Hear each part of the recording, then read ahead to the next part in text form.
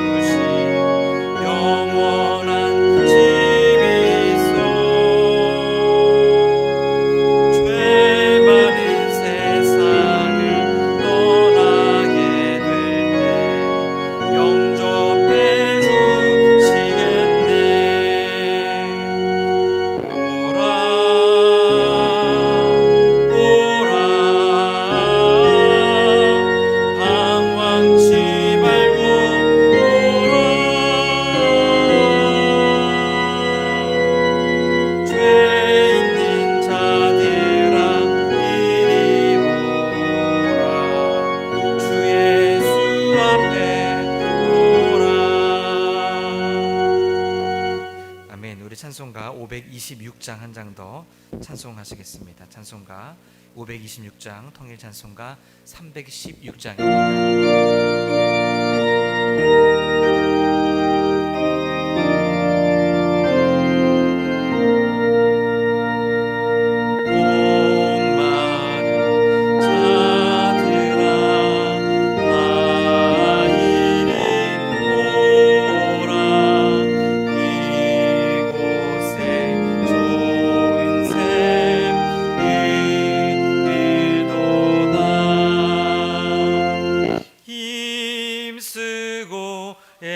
애씀이 없을지라도 이 셈에 오면 다 마시겠네. 이 셈에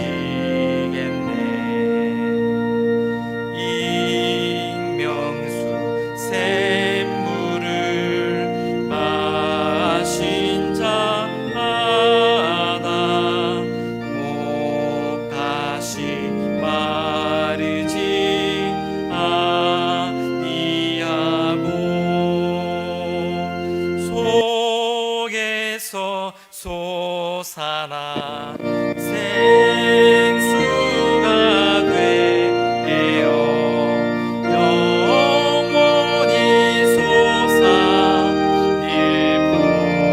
일품소하리. 이 샘의 이름은 생명의 샘물 저수정 빛같이 늘 맑도다. 어린 양 보좌가 근원이 되어 생명수 샘이 늙은 지잡네. 아멘. 우리 찬송가 524장 힘차게 찬양하고 오늘 예배를 위해서 함께 기도하겠습니다. 찬송가 524장 통일 찬송가 313장입니다. 우리 박수 치며 힘차게 찬양합니다. 갈 길을 밝히 보이시니 주 앞에 빨리 나갑시다. 우리를 찾는 구주 예수 도돌아시네. 죄악 벗은 우리 영혼은 기뻐 뛰며 주를 보겠네. 하늘에 계신 주 예수를 영원히 섬기니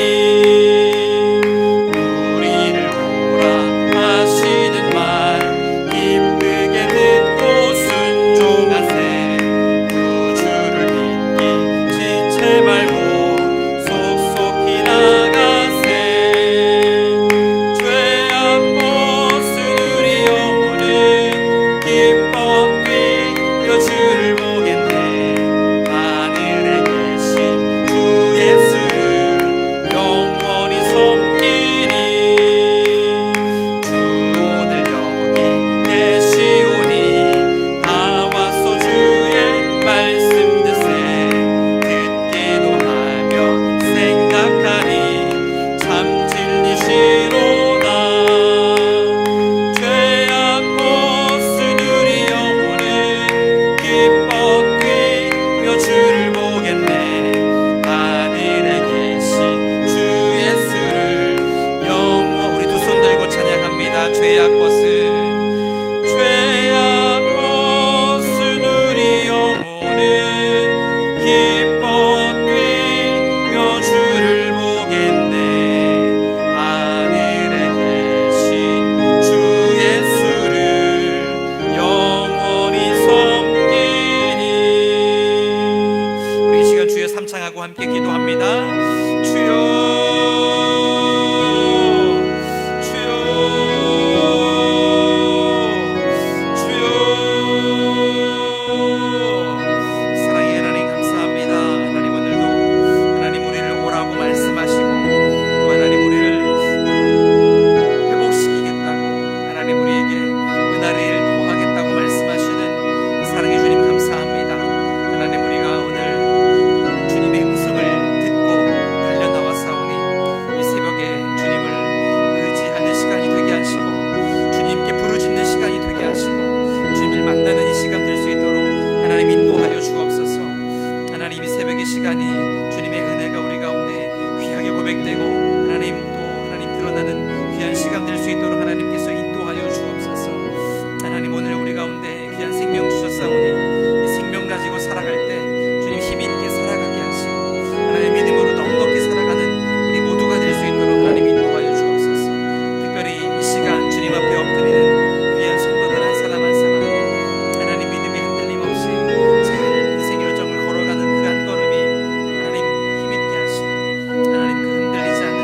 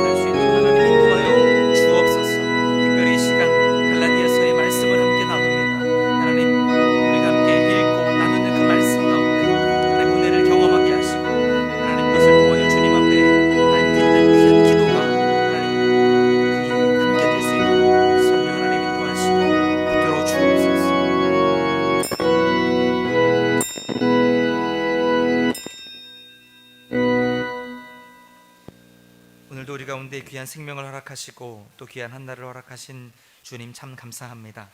오늘 우리에게 귀한 생명 주셨사오니 이 귀한 생명으로 주님과 함께 동행하는 기쁨을 누리게 하여 주옵소서.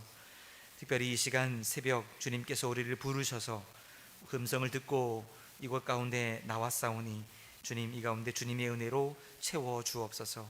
우리가 말씀을 또 함께 나누고 기도할 때 주님의 은혜가 우리 가운데 깨달아지게 하시고 깨닫는 은혜대로 우리 가운데 믿음으로 넉넉히 살아가는 오늘 이 하루가 되게 하여 주옵소서. 주님, 특별히 기도하는 것은 이 땅 가운데 교회가 또 그리스도인들이 참 어려운 시대를 살아가고 있습니다.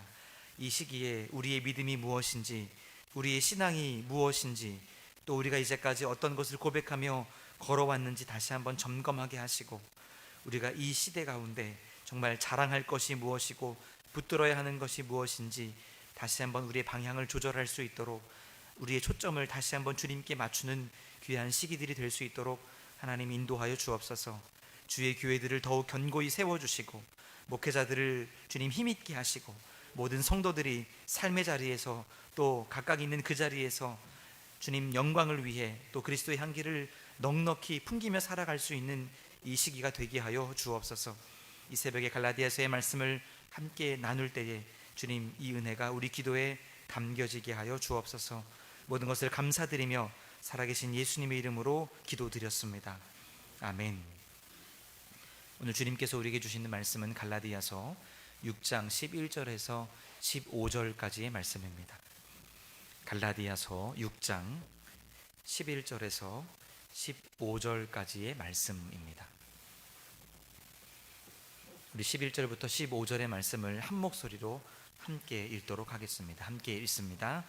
내 손으로 너희에게 이렇게 큰 글자로 쓴 것을 보라.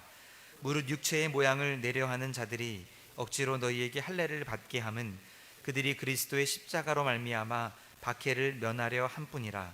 할례를 받은 그들이라도 스스로 율법은 지키지 아니하고 너희에게 할례를 받게 하려 하는 것은 그들이 너희의 육체로 자랑하려 함이라. 그러나 내게는 우리 주 예수 그리스도의 십자가 외에 결코 자랑할 것이 없으니 그리스도로 말미암아 세상이 나를 대하여 십자가에 못 박히고 내가 또한 세상을 대하여 그러하니라. 할례나 무할례가 아무것도 아니로되 오직 새로 지으심을 받는 것만이 중요하니라.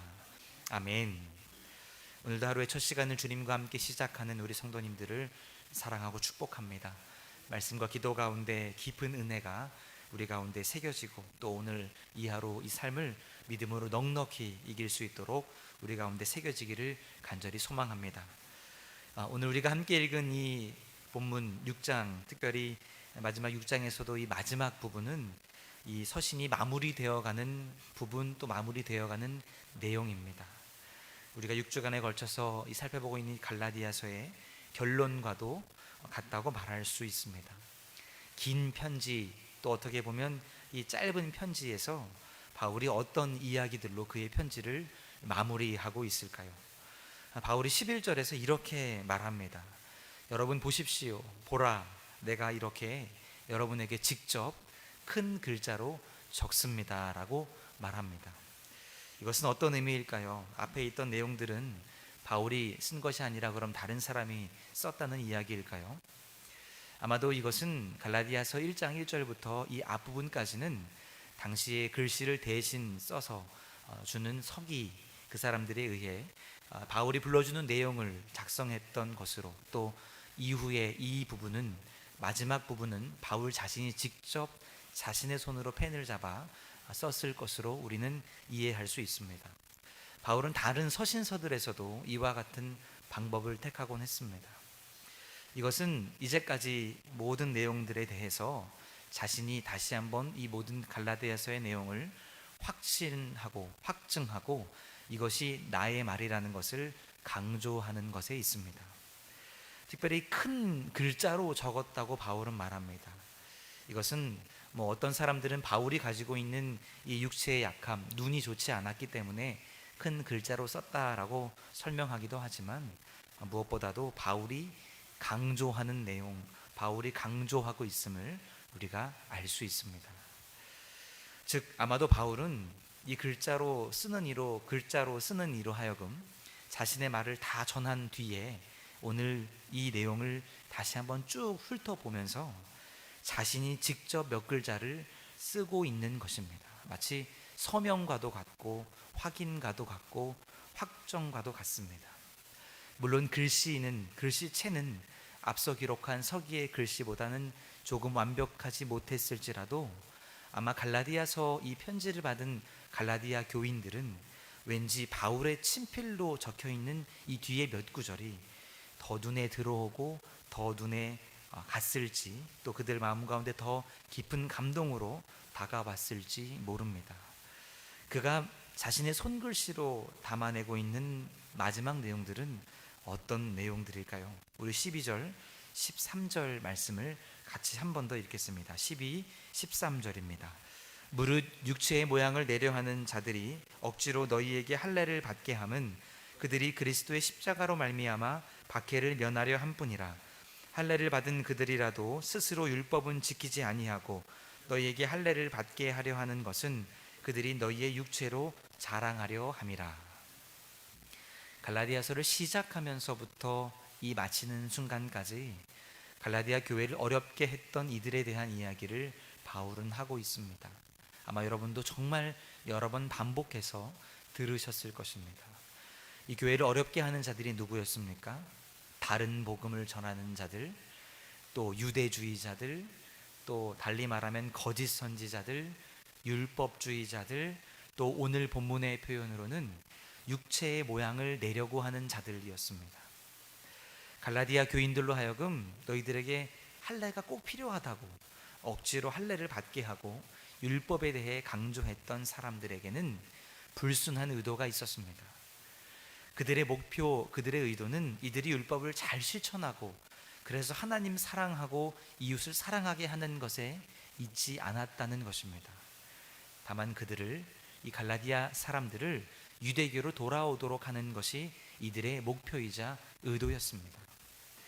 바울은 분명히 그것을 알았고 그들이 할례를 받게 하려고 하는 이유는 진짜 이유가 12, 13절에 기록되었다고 밝힙니다. 먼저 12절에서는 그들이 십자가의 박해를 면하려 하려고 한다라고 기록합니다.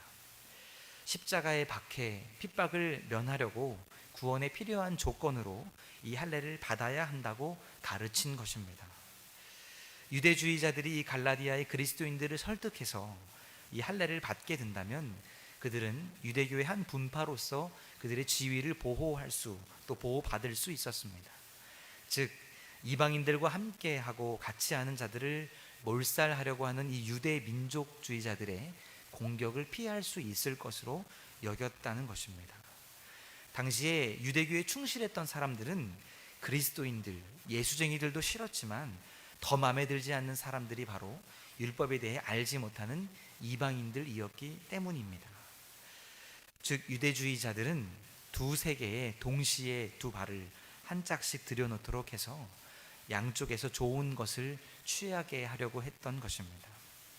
할례를 받으면 그러한 박해에서 보호받을 수 있다고 여겼습니다.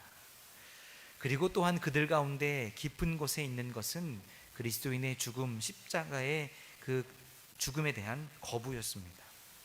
자신들을 대신해서 돌아가신 그리스도의 희생에 대해서 받아들이는 것에는 자신의 힘으로는 아무것도 할 수 없고 누군가의 그리스도의 도움이 필요하다는 그 죄인의 고백을 해야 했기 때문입니다. 유대주의자들은 사람들에게 하나님의 은혜를 우리 스스로의 힘으로 얻는 방법을 제시하면서 오늘 이 박해를 피할 수 있다고 가르친 것입니다. 하지만 바울은 분명히 이 편지에서 고백합니다. 그것은 구원을 얻는 길이 아니라 율법의 노예가 되는 길이라고 분명히 밝혔습니다. 우리가 하나님의 은혜를 입는 것은 예수 그리스도로 말미암아 가능하다, 십자가가 없다면 불가능하다, 이것이 바울의 고백이었습니다. 이어서 13절에서는 그들이 너희의 육체로 자랑하려고 그렇게 한다고 말하고 있습니다.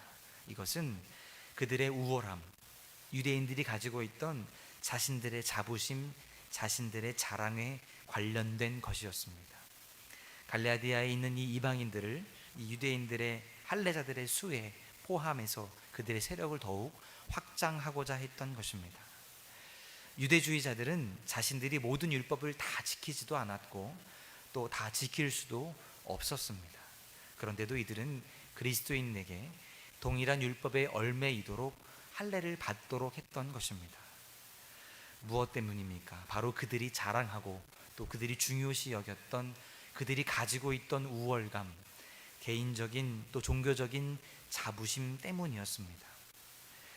유대주의자들은 이미 그리스도인이 되었지만 자신들을 보호할 수 있고 또 박해로부터 지킬 수 있는 것이 또 그들의 자랑이 여전히 율법과 할례라고 여겼던 것입니다.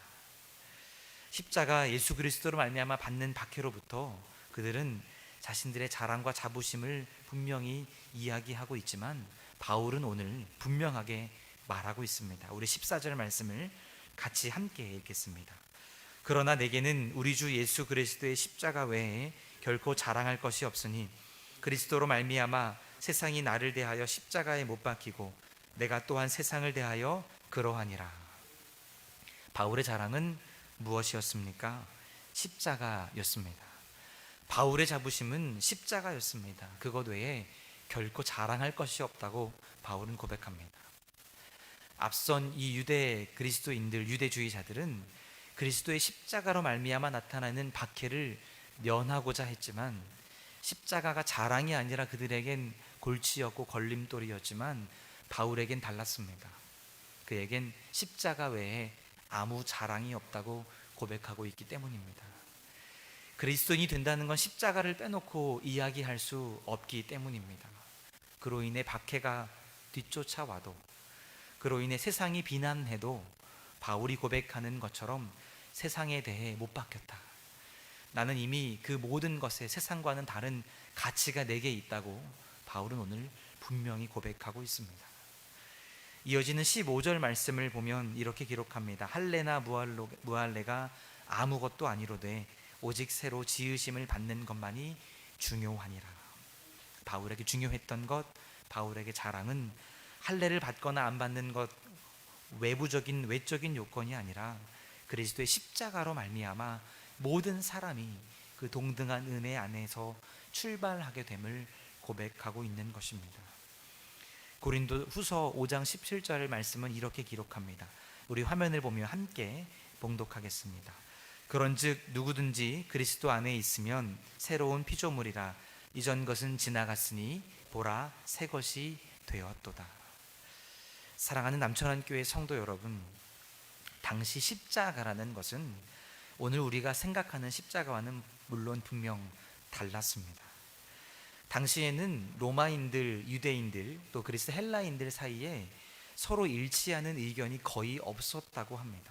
그런데 이 십자가에 대한 이해는 그리스도인이든 로마인이든 유대인들이든 헬라인이든 누구든 이 십자가에 대한 이해는 동일했다고 알려져 있습니다. 뭐냐면 혐오감과 수치심, 공포감에 대한 모든 동일한 이해를 가지고 있었다는 것입니다. 십자가의 죽음은 모든 이들에게 치욕적인 죽음으로 이해되었습니다. 오늘 이 시대에 우리는 십자가의 은혜로 새로운 피조물이 되었고 그 영광으로 살아갑니다. 그런데 때로 그로 인한 어려움과 박해는 면하고자 합니다. 결국 그 깊은 곳에 정말 자랑하고자 하는 것은 십자가가 아니라 다른 것에 있는지 모릅니다. 코로나19로 인해 함께 모이기 어렵고 예배드리기 어렵고 또 그리스도인으로 살아가는 것을 나타내기 어려운 이 시대에 다시 십자가가 부끄러운 시대를 살아가고 있는 것은 아닌지 우리가 돌아보기를 간절히 소망합니다. 이 시대에 여전히 우리의 자랑이 십자가가 되기를 간절히 소망합니다. 오늘 바울의 고백이 저와 여러분의 입술에 마음에 담기기를 간절히 축복합니다. 우리가 오늘 이렇게 고백할 수 있기를 간절히 소망합니다. 나의 자랑은 나의 십자가입니다. 나의 자랑은 나의 십자가입니다. 예수 그리스도로 십자가 그 인해 박해를 면하려는 삶이 아니라 예수 그리스도 십자가로 인해 나의 삶이 변했고 나의 모든 가치관이 변해 나는 오늘 새로운 피조물이 되었다. 내가 오늘 그 십자가 나의 자랑을 붙들고 가리라 고백할 수 있는 저 여러분의 오늘 이 하루 또 오늘 믿음의 여정이 되기를 간절히 소망합니다. 우리 이 시간 함께 찬송가 150장 찬양하고 기도하기 원합니다. 찬송가 150장 함께 찬양하시고 기도하실 때 오늘 말씀의 은혜를 기억하며 기도하시기를 부탁드립니다. 특별히 이 말씀을 오늘 하루 종일 묵상하시면서 하나님 아버지께서 내게 주시는 마음은 어떤 것인지 기대하며 기도하시기를 부탁드립니다. 오늘은 특별히 목요일 남천안교회가 정한 목요 중보 기도의 날입니다. 서로를 위해 기도하고 또 연결될 때 풍성하신 하나님의 은혜가 우리의 기도 가운데 역사하는 귀한 은혜가 있기를 간절히 소망합니다. 계속해서 중3, 고3 학생들을 위해서 기도하고 있습니다. 오늘은 고3 백예은 학생을 위해서 함께 이름을 불러가며 기도하겠습니다. 우리 함께 찬송가 150장 함께 찬양하고 기도합니다.